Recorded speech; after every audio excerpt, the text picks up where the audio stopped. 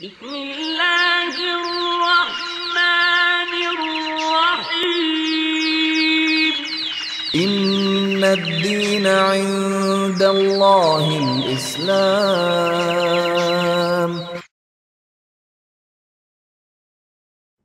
Assalamu alaikum wa rahmatullahi wa barakatuh. This is brother Alex and he will tell us his story of how he became Muslim.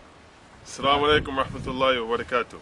So basically I'd like to tell you my story how I became Muslim. I'm from Halifax, Nova Scotia originally. I was born and raised. My father is white from Prince Edward Island, which is another province of Canada. Okay. And my mother is black from Lucasville, which is a community in Nova Scotia. Okay. So I guess to start with my story, basically I used to live in Dartmouth, which is across the harbour from Halifax, part of the HRM, Halifax Regional Municipality. Okay. And I grew up there, and there was a large family of Pakistani Muslims there, and I was friends with them, so I started to learn from them a bit. One of the brothers became very religious, so I started to see from him going to the mosque, praying, How old were memorizing you at that Quran. I was about 16, I think, at that 16. time, So when I first became interested. So I started to ask him a few questions. And what's your background? Religious background? Oh yes, I was. My mother was a Baptist Christian, so I went to church with her. And even when I was young, when she stopped going to church, I was the only one in my family who used to go for a period of time. And then as I got a little bit older, into my later teenage years, I stopped going to church. I kind of fell out of the religious aspect. I still believed in God, still believed in a lot of Christian beliefs, but I didn't go to church. I didn't believe in the organized religion. Yeah. So basically I started to ask my friends questions, learn about Islam from them. And when I was 17, in the summer between grade 11 and grade 12, I moved from Dartmouth, from Coal Harbour, Dartmouth, to a place in Halifax called Bedford, with my father and my stepmother. And there's many, mashallah, many Arabs there. Okay. So there's many Muslims, and it's a big culture shock going from one place to the other, because in Coal Harbour, there are a few Muslims, but they're not very visible. There's nobody wears hijab, none of these things. And in Bedford, there's many Arab, and you see a lot of Muslims, and you can identify them as Muslims. So when I got there, after a while, some of the Arabs started to realize or started to know that I was interested in Islam. So one day, a Iraqi brother told me, we have Friday prayers at our school, at our high school at lunchtime. So you should come join us. So the next Friday, I came, and alhamdulillah, it was a very good experience. The khatib there, or the person who gives the sermon at the Friday prayer, was a young guy, and he was very hospitable, very welcoming. So alhamdulillah, I prayed with them, even though I didn't know what I was doing. I just followed along and everything. And so I talked to him afterwards, after the prayer. And I went to several more, and there was another guy who used to come. So I used to talk to both of them after the prayer. So at one point, we finished praying, and I was talking to him after, and he asked me, "What do you think about Islam?" So I told him, "Yeah, I believe in Islam. I think that is the correct religion. That is the right way of life." So he told me that you should become Muslim, and I just kind of brushed it off, I was young. I had still a lot to learn. So he said, "Well, you should become Muslim. You never know when you're gonna die." And so I kind of just laughed that off. I kind of, I was 17 at the time. I was kind of like, I'm not gonna die anytime soon. I'm gonna be an old man, in my 80s with my grandchildren, gray hair, and that's when I'll die. So I kind of didn't pay any attention to that. So I went to about 4 or 5, I think, and then the summer came, school ended, so I didn't go to any more.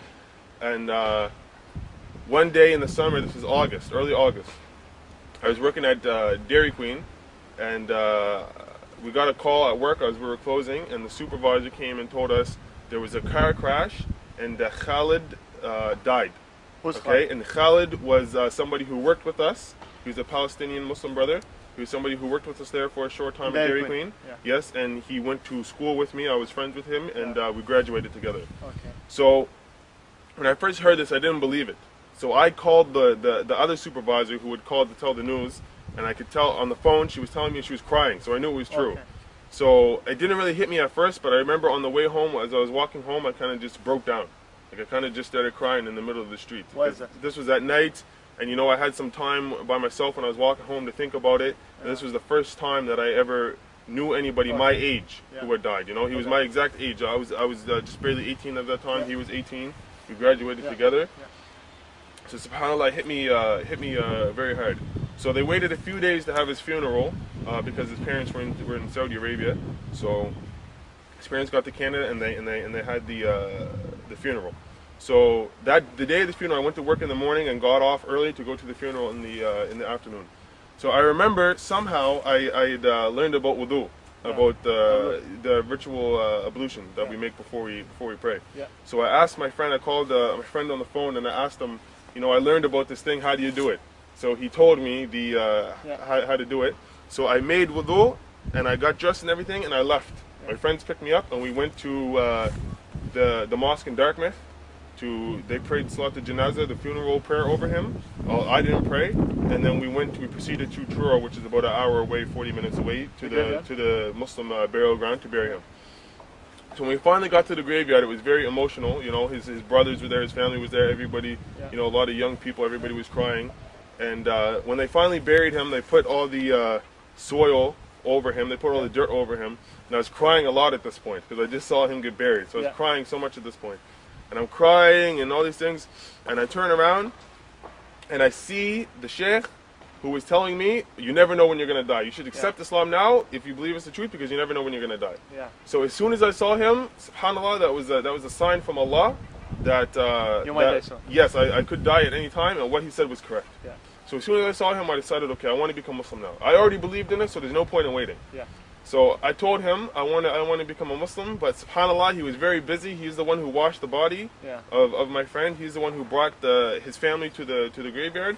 And he was very busy with his responsibilities. He had to take the family back. So he kind of just left me.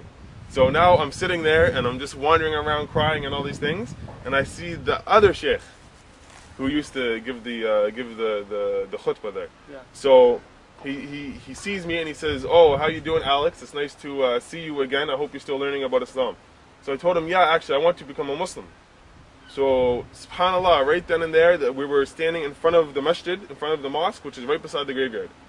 And I just took shahada. I said, Ashhadu an la ilaha illallah wa ashhadu anna Muhammad Rasulullah. There is no deity worthy of worship except Allah, and that Muhammad is his last and final messenger. So this is when I took shahada, alhamdulillah. And we prayed the Maghrib. This is right when Maghrib happened. So I remember I got very scared because as soon as I finished Shahada, they had the guy, he made adhan, he made the call for prayer in the mosque, and there was no microphone. So he said it very loud. Allahu Akbar, very loud. And I got scared. I said, oh, what is this? What's going on? And they told me, oh, it's time to pray. So I remember the guy who I took Shahada with, he said, okay, it's time to pray. So there's something called wudu. Do you know it? And I said, yeah, I just made it this morning. So he said, okay, go make wudu and then we'll pray. So I remember I went to the bathroom and I was trying to remember how to make it, but I forgot. So I was trying to remember all the steps, and by the time I'd finished making wudu, they already finished praying. The Jama'ah already finished praying. But he waited for me, and we prayed together. And alhamdulillah, ever since that brother was very helpful to me. I met him like the next day and every day after for like a week. He taught me Surah Al-Fatiha. He taught me the basis of Islam, alhamdulillah, and it's history from there on out. MashaAllah. Which year was that? This was 2006. I believe it was August 5th. MashaAllah. August 4th, I think. Now it's 2011. That's mean 5 years? Yes, alhamdulillah. MashaAllah, 5 years to be a Muslim. And are you more convinced now that Islam is the truth? Or? Oh yes, alhamdulillah, of course. Because someone might say that you became Muslim just because emotional reasons? Yeah, of course. No, it wasn't like that. People might think that, but I was already convinced by what I learned about Islam before that it was the truth. I just needed a push in the right direction. So this realization that I could die at any point was a sign for me that if I'm convinced about it, I shouldn't wait until I'm 20 or 30 or 40 or 50 because I don't know if I'm going to live that long. So I just accepted it at that time, and I put a lot of effort into studying the Deen and the basis of Al-Islam, and now I'm even much more convinced than I was before because I saw all of the proofs and the miracles of Islam in the Quran and these sort of things. So alhamdulillah. And how's your life after being a Muslim? Alhamdulillah, it's very good. Honestly, really? Yes, alhamdulillah, of course. It gave me Yeah. Islam gave me like a direction in life, you know. Okay. I was confused before. I So didn't know. what's the direction?